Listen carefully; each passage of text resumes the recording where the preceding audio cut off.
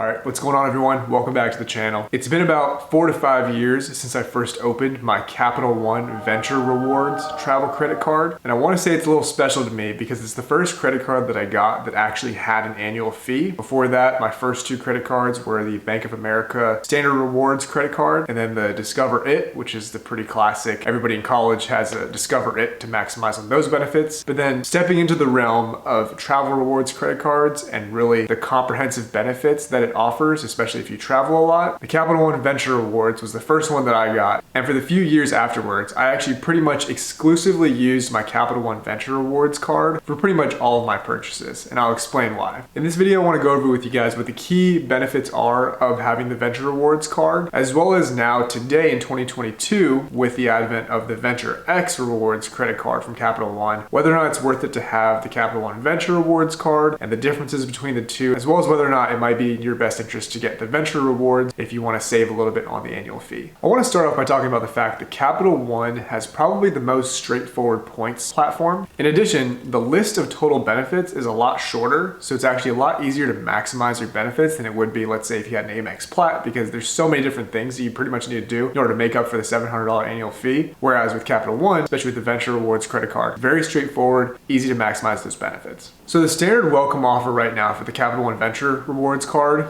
is 75,000 miles. And that's with spending $4,000 within the first 3 months of opening your account. I believe when I first got the card, it was a 100,000 mile offer. But again, the reward structure for the card is as simple as it's ever been. It's 2 miles for every dollar spent on that card, regardless of what you spend it on. There's no cap on that, and wherever you spend, it's gonna be 2x miles. Now, specifically when you book a hotel or a rental car through Capital One Travel, this does not include flights. Keep that in mind. If you do book a hotel or rental car through Capital One Travel, that is 5x on points, which is pretty good. And then the big thing here is that the annual fee is only $95. It was $95 when I first signed up for the card, and that's still what it is today. Especially with the advent of Venture X, I seriously doubt they're ever going to change that annual fee for the Venture Rewards, and I think, especially as a basic travel rewards credit card, it makes it very worth it. As I just touched on, as long as you spend $4,000 within the first 3 months, you're gonna get 75,000 bonus miles. And with the Capital One cards, because it's such a simple point transfer, 75,000 bonus miles is literally worth $750. If you look at the annual fee, which is less than $100, you're pretty much getting 7x on that initial investment just by getting your sign-up offer. That's something that Amex Travel and even the Venture X card can't come anywhere close to, just because the annual fee is so high. If you take a look here at the different annual fees for some of the popular travel credit cards, you'll see that the Venture Rewards card has probably one of the lowest annual fees of any of the cards in the market right now. Now, some of the other benefits of the Capital One Venture Rewards card that are super easy to maximize, like I said, include travel accident insurance. This is basically whenever you use your credit card to purchase a flight or something related to travel, it's going to be guaranteed by the company. So if something happens, you can call Capital One and tell them there's an issue. You can usually utilize that insurance, no issue. You got extended warranty, which is essentially Amex's purchase protection. So when you buy something, let's say you buy a DSLR with your Capital One card, you're going to have that warranty protection if something happens with your purchase. That's also going to include like your phone, any major electronics purchase, or any major purchase in general. You're also going to get your standard auto rental collision damage waiver. This is pretty common with most of the travel credit cards, but basically when you get a rental car, you don't need to purchase, for example, Avis's specific collision waiver because it's already included by simply booking with this card. One of the newer benefits on this list is actually the Capital One Lounge. If you've seen in some of the advertisements, some of the Capital One lounges have opened up in certain locations, and I've actually just never had the opportunity to go to one. But when I do have the opportunity to try them, definitely going to give you guys a little review, especially in comparison to the Centurion Lounge from Amex, as the last time I went, it was an absolute zoo, and I would definitely not recommend. So in addition to Capital One's actual lounges, you get access to the partner network of lounges, which includes all the Priority Pass ones, which are fairly standard with most of the travel credit cards these days. Now I want to take a brief second just to talk about the Venture X, which is also offered by Capital One. That's one of the newer cards that came out just this year, and especially when it came out with a 100,000 mile sign-up bonus, that was actually one of the best offers out there, especially with how cheap the card is relative to the Amex, the Chase Sapphire, and other premium travel rewards credit cards. Initially, when this card first came out, I thought to myself that, well, Capital One is going to cannibalize its consumer base because now they're not going to want to get the Venture Rewards because the Venture X exists. But I want to share with you guys a little bit why I think that the Venture Rewards is still worth it, especially if you don't want to pay such a high annual fee for the Venture X. So as of right now, the sign-up bonus for Capital One Venture X Rewards is also 75,000 miles. This is again equal to $750 when you book travel through through Capital One Rewards. You then also get 10,000 miles every year, even if you don't travel at all, which is again equal to $100 in travel that's booked on Capital One Travel.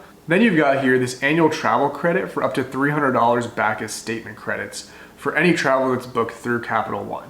These two, I would say, are the big ones, because if you're able to actually maximize that $300 booked through Capital One Travel every year, in addition to the $100 they give you back to spend on travel, so that's $400 you'd have to spend each year on travel. For someone that travels quite a bit, I would say that's usually not too difficult to do, and if you can maximize those, you're pretty much not having to pay an annual fee at all, because these are purchases that you'd already be making if you didn't have this card. Now, that being said, the annual fee still is $400. So if you're someone that doesn't travel quite as much, and you're not looking to maximize $400 of travel specifically used on Capital One Travel, then I would say the Venture Rewards is certainly a great option. With the annual fee only being $100, you're still able to capitalize on the 2x points on literally anything. Now, this is something that Amex can't even compare to, because both the gold and the platinum that I have only get 1x on points outside of the two categories that they offer for 5x and 10x points. This honestly just makes it super easy and simple to swipe your card knowing that you're already getting 2x points and not have to think about the categories you're spending stuff on. So if I were to look at this and I want the most simplicity out of a travel rewards credit card, I would say that the Capital One Venture Rewards card is probably the card of choice, just because of how low the annual fee is. There's not much you need to think about there. And then you don't need to think about what category you're making a purchase in. You can just swipe your card. I would also say if you don't have an array or a lineup of other credit cards, this is a pretty good standalone card just because of how good the benefits are in terms of the point structure for every category of purchases. It's hard to find a card out there that does 2x points on every single purchase, and those points are very easy to use through the Capital One Travel portal. I will mention that one small drawback that applies to all the Capital One travel credit cards is that in order to get your money back in terms of statement credits for these different rewards and benefits, is that you have to book your travel for specific things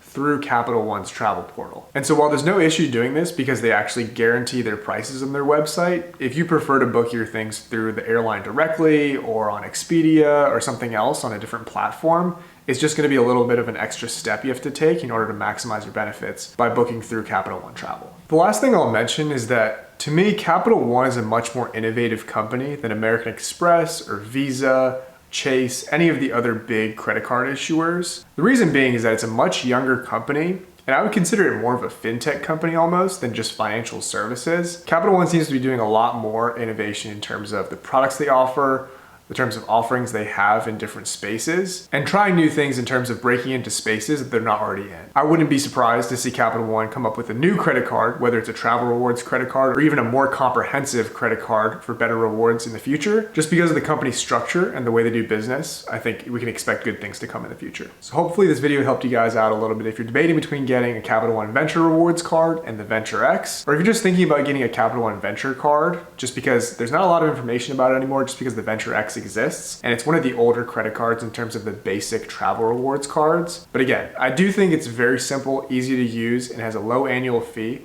So it is probably one of the best standalone, simple travel rewards credit cards that are out there today. As always, let me know if you guys have any questions. I'm happy to help out where I can. Thank you guys for watching, and I'll see you all in the next one.